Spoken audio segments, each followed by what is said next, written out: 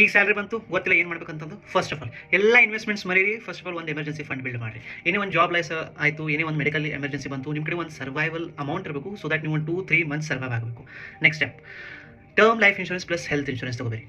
ನೀವು ಸಪೋಸ್ ನಿಮ್ಮ ಮಕ್ಕಳದ್ದು ಒಂದೇ ಸಿಂಗಲ್ ಚೈಲ್ಡ್ ಇದ್ದರೆ ಇದು ಭಾಳ ನಿಮಗೆ ಮ್ಯಾಟರ್ ಆಗ್ತದೆ. ಯಾಕಂದ್ರೆ ಸಪೋಸ್ ಏನಾರು ನಿಮ್ಗೆ ಆಯಿತು ಅಂತಂದ್ರೆ ನಿಮ್ಮ ತಂದೆ ತಾಯಿ ಯಾರು ನೋಡ್ಕೋಬೇಕು? ಸೊ ಇದನ್ನು ನಾನ್ ನೆಗೋಷಿಯಬಲ್ ತೊಗೋಬೇಕು. ಇದನ್ನು ಕಾಂಪ್ರಮೈಸ್ ಮಾಡಿರಿ ಇಫ್ ಸಪೋಸ್ ನಿಮ್ಗೆ ಅಣ್ಣ ತಮ್ಮ ಇದ್ದರೆ. ಸ್ಟೆಪ್ 3, ಪ್ರಾಪರ್ ಬಜೆಟಿಂಗ್ ರೂಲ್ ಮಾಡಿರಿ. 50-30-20. 50 ಒಳಗೆ ನಿಮ್ದು ನೀಡ್ಸ್, ರೆಂಟ್, ಗ್ರೋಸರೀಸ್ ಎಕ್ಸೆಟ್ರಾ ಎಲ್ಲ ನೆಸೆಸಿಟೀಸ್. 30% ನಿಮ್ದು ವಾಂಟ್ಸ್, ನಿಮ್ಗೆ ವೆಕೇಷನ್ಗೆ ಹೋಗೋದೈತಿ, ನಿಮ್ಗೆ ಏನಾರು ಚಲೋ ಇದ್ದಿದ್ದು ಹೊರಗೆ ಅಡ್ಡಾಡೋದಕ್ಕೆ ಕೆಫೇಸ್ ಒಳಗೆ ಅವಾಯ್ಡ್ ಮಾಡಿ. 20% ನಾನ್ ನೆಗೋಷಿಯಬಲ್. ಥರ್ಡ್ ರೂಲ್, ನಿಮ್ದು ಅಟ್ಲೀಸ್ಟ್ 15-20% ಇನ್ಕಮ್ ಇನ್ವೆಸ್ಟ್ ಮಾಡಿರಿ. ಆ್ಯಂಡ್ ನೀವು ಬ್ಯಾಚುಲರ್ಸ್ ಇದ್ರಿ, ನಿಮ್ಮ ಚಲೋ ಸ್ಯಾಲ್ರಿ ಇತ್ತಂದ್ರೆ ಇನ್ನಿಷ್ಟು ಚಲೋ ನೀವು ಹೆಚ್ಚಿಗೆ ಇನ್ವೆಸ್ಟ್ ಮಾಡಬೇಕು. ಬಟ್ ಮಿನಿಮಮ್ ಎನ್ಶೋರ್ ಮಾಡಿ 15-20% ನೀವು ಇನ್ಕಮ್ ಮಾಡಬೇಕು.